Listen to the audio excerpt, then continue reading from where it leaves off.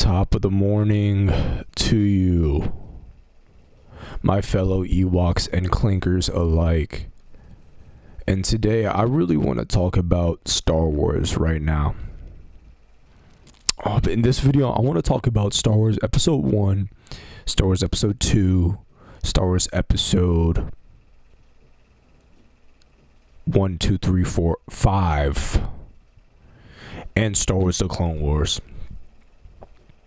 So I'm going to start off with Episode 1. Now, recently I've been watching the Star Wars movies, and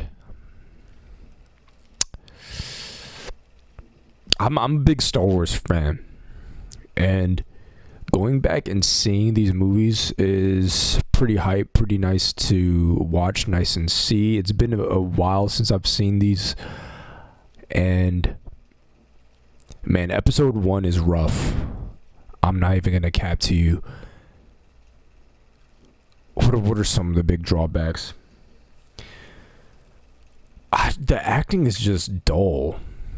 The vibe and tone is just dull. Like, when there's action, I don't feel anything. It feels like it's just happening in front of me. Like the characters just go through it. Yeah, I feel like there's way more feeling when it comes to saber combat, like the scene with Darth Maul. That was probably one of the better action scenes in that whole film. But just sort of the tone is just really dull. This is consistent through the whole prequels. The tone, I think it gets better each movie in my opinion, but man, watching the first one is just, there were just moments where I'm just sitting there like, whoa. So in this film we have a little Annie, and we have the controversial Jar Jar Binks. Now, Jar Jar Binks' impractical effects, his CGI, that's what I was trying to say. His CGI is rough, man. And I'm usually a person that doesn't mind CGI in films, but in this film, it's very rough. And I actually like Jar Jar Binks as a character, especially in comparison to the other sort of dull characters in the film. I like how he's just a silly, seemingly dumb person who just has crazy luck and just does stuff. But I get to see some good Qui-Gon Jinn in there, the GOAT, R.I.P. And my favorite character, Obi-Wan. Even Obi-Wan, I don't feel like it was his greatest stuff. Again, Darth Maul, the Darth Maul scene was pretty epic, but other than that, man, it's just it just doesn't hit that as much as I want it to for me. But the movies are nostalgic. You're definitely gonna get that nostalgic feel to it, and the pod racing is actually really cool too. It's really nice to see sort of how Anakin got into the Jedi Council and stuff. The pod racing was also a big nostalgic thing for me growing up. I remember playing that level on Lego Star Wars. That's pretty lit. Even Anakin, little Annie, he even has sort of a lot more life than a lot of the other characters, even though his performance is also kind of cringe, the kid. But it happened as a film, and as hyped as it is, visually it's Star Wars. The performances, I just can't get over the performances. If I had to rate this movie, it'd probably be a 4 out of 10. Below average acting, and some very poor effects with the Jar Jar Binks. But other than that, I think it's written fine. I just think that how it was portrayed was just very dull. Very dull movie. Yeah, let's go to episode 2. So episode 2, I feel like it gets better over time. And 3 is definitely my favorite movie out of all of Star Wars. But episode 2, we get to see older Annie. We get to see them clones get activated. We get to see a lot of good Obi-Wan, good Annie sort of dynamic, and we get to see Annie be a cringy lover boy. See, even older Annie, Hayden Christian, even he is kind of meh for me. His portrayal of Annie, it just sort of feels like he's kind of an awkward, edgy lover boy. He just sort of reminds me of someone in school that just is just an awkward lover boy. That just fiending for some, and he's just edgy. He listens to XXX Temptation, and he just wants a big booty Latina, something like that.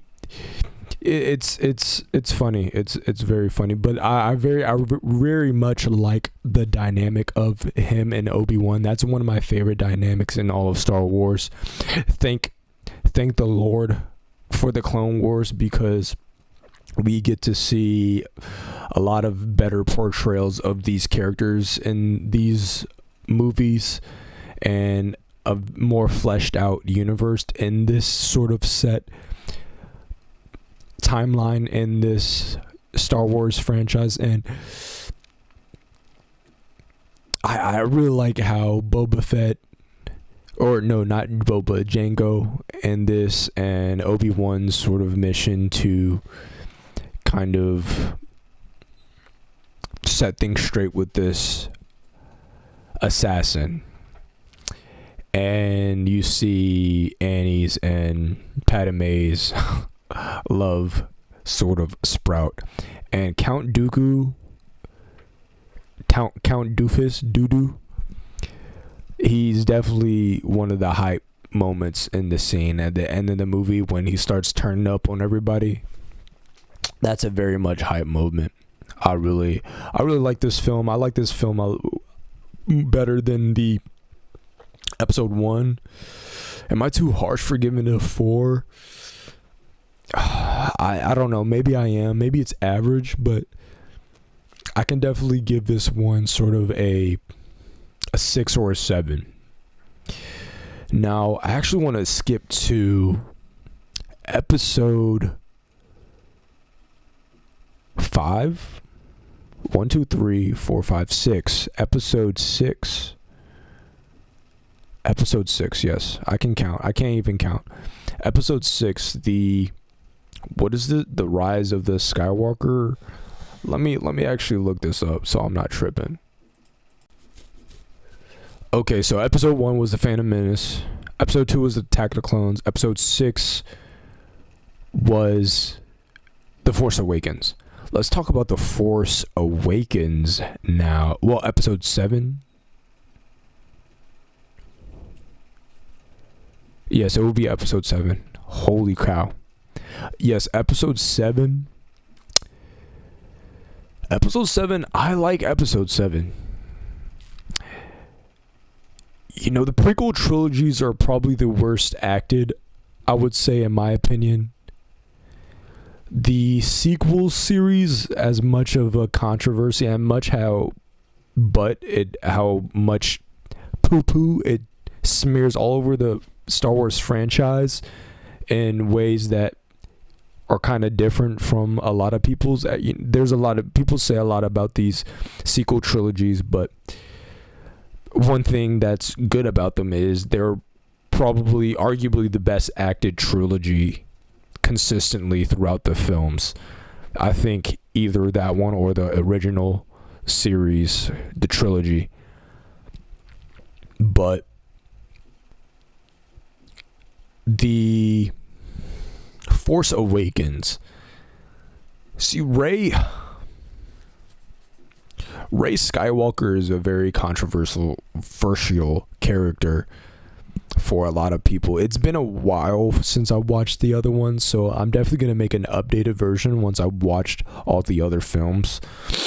But there's a big plot hole in this one, especially. There's multiple plot holes across the whole thing of how the First Order sort of exists and how the Resistance have a lot of things and how people have Anakin Skywalker's lightsaber somehow. So, but in this film, the one thing that I can give a pass to is how she was able to use the Force in this film without actually knowing how to use the Force. And that's a big plot hole that a lot of people say, but I see what they were doing in this film, and I actually kind of like how they did that, implemented that in this film. So Rey Skywalker, or whatever, Rey has a resonance with Kylo Ren. And Kylo Ren's one of my favorite characters in Star Wars. He sort of carries the sequel trilogies for me, and I love Adam Driver as an actor. Rey and Kylo Ren has this Force resonance, so she was able to scale to Kylo Ren with the Force throughout this movie. So I can understand how she was able to use the Force and use the Jedi mind trick. That doesn't really bother me, because when I think of Star Wars and the Force is sort of a living thing. And I don't know if this has anything to do with Anakin bringing balance to the Force in the previous films, but if the Force is a living thing, sort of like as Jesus Christ, that means good will prevail. So I think of this, her being able to use this, as sort of like a culmination of all before manifesting in these two people, sort of that balance of that Force and the Force wanting good to happen. So, and that's the thing with the Force, you can write a lot of stuff in Star Wars because the Force just kind of allows you to do almost anything. You know, there's absurd things that happen in Legends and in comics and stuff, and for some reason people draw the line here, which I understand, but logically, empirically, in comparison to other things in this franchise, I don't really get the issue. Now, the issue I do have with this is not the Force, is her lightsaber abilities. We know that Kylo Ren was nerfed in the fight against her, and she was still able to. I wish that she lost that fight against Kylo, because that would have gave her way much of a reason to go seek Luke to train. Because, okay, she can use the Force, they have resonance, whatever, but she just knows how to use a lightsaber. Now, we know that she has sort of the staff that she had on that desert planet. I was going to say Tatooine, but I don't even think it's Tatooine. It's something. She knows she's pretty proficient with the staff, so I don't know if that's, you know, scales or transfers to her. I don't know where. We don't know what training she got for her to be proficient with that staff. But if that's sort of the reason why she was able to combat Kylo Ren, it's not that good of a reason. And I would have liked a bit more of her just not being able to win that fight at all with a lightsaber.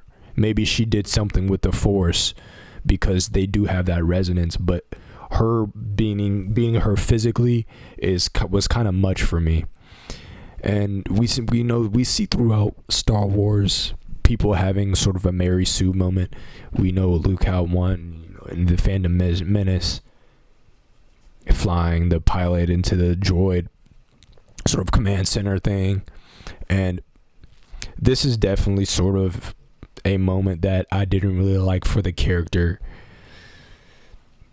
even though I don't think she's terrible as a character written. Now, throughout the other movies, it gets worse. Even for other characters, I sort of just talked about Rey, but Finn had the most potential in the first film, and they sold it with the other films. Him being a First Order stormtrooper, and sort of defecting from that, it kind of makes you think how, if he was the only one to do this, like how that works. But his character is very intriguing because he is kind of dealing with him sort of fitting in and having that experience, having that history with the First Order. And we can see him try to like hide his real identity with Rey. Rey and Finn's dynamic is very cool in this film. I don't know why they chose to shift that to Rey and Kylo. I understand they have like this sort of resonance with the Force, and they sort of have this weird sort of love interest throughout the movie films, but Rey and Finn would have been way more of a better coupling than what they did to Finn later in the films. Like, come on now. What are we talking about? Are you serious? Other things happened in this movie, but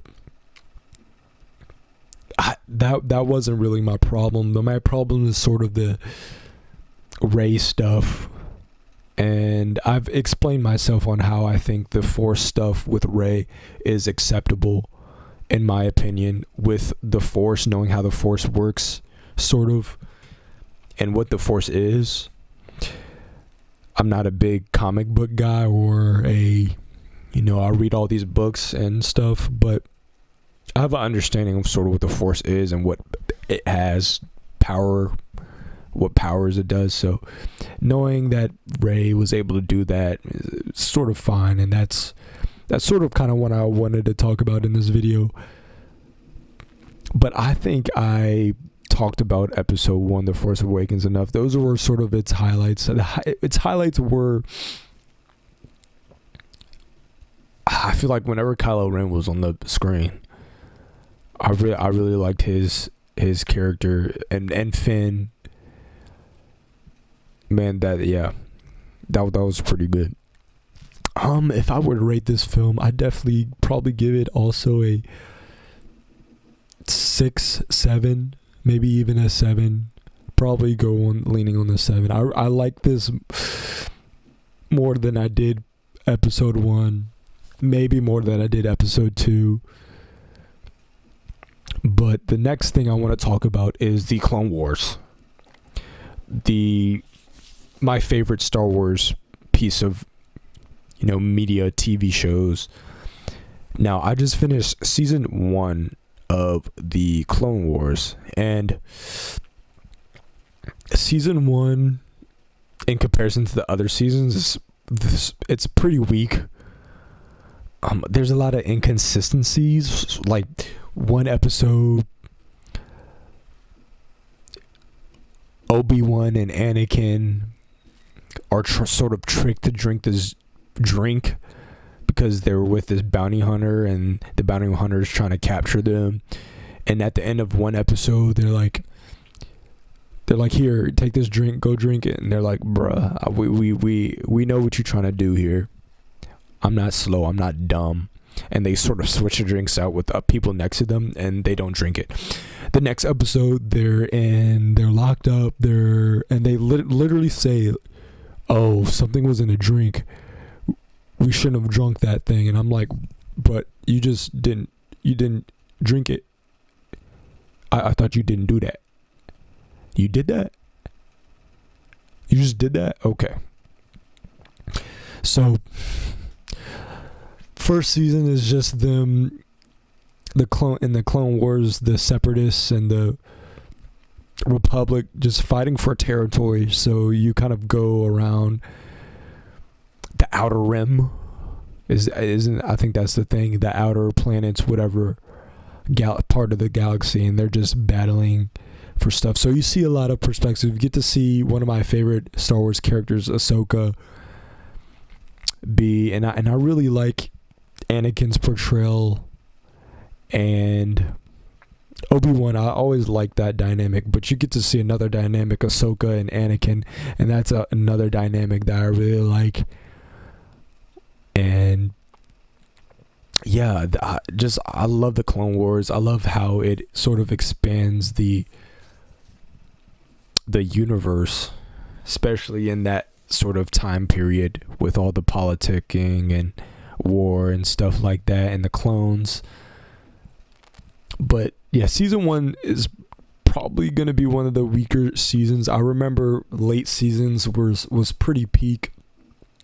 My favorite season, I think, was with Obi-Wan and his love interest, but I think that's about season 5. So I have some ways to go, and I can't wait to get to that part because Obi-Wan is my GOAT, my favorite character. So that's all I sort of wanted to talk about. I love Star Wars, and I'm really curious on what they I haven't been watching none of the live action shows. I really don't have much interest on sort of its recent entries. Maybe I should check it out, but I don't know. I don't know if I'm going to do it. I wonder if they're going to make another movie and how they're going to do it. I think I saw something on they're going to start making like a show or something spinning off on what Rey's doing after these prequels or the sequel trilogy, which I think would be interesting, even though the sequel trilogies are just so messy and honestly would be great if it was just left to Legends. But I think a lot of the sequel hate is sort of granted. For some stuff, I don't think it's worth the hate, but a lot of it, I think I can get behind. And that's really it. That's all I really wanted to talk about, is one of my favorite franchises and what I thought about those sort of pieces of media.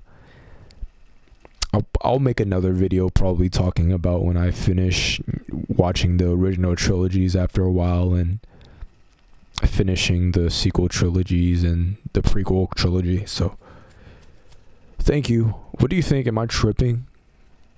Are my takes big brain or little brain? What do you think about episode 1, 2, 7 and the first season of the Clone Wars? Or the Clone Wars in general. Should I watch the new whatever they have, or should I just pass? Let me know in the comments section below, and I'll see you next time. Well, I won't see you, but you'll listen to me. Hopefully.